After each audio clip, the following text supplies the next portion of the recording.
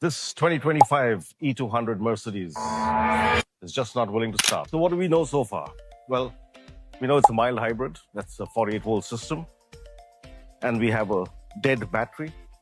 Well, the 48-volt system is down to 0 volts. This vehicle cranks off a drive unit, which is part of the gearbox. And as a result, there's no cranking. So we've got to look into the 48-volt system to see what's happening and figure out where the problem is.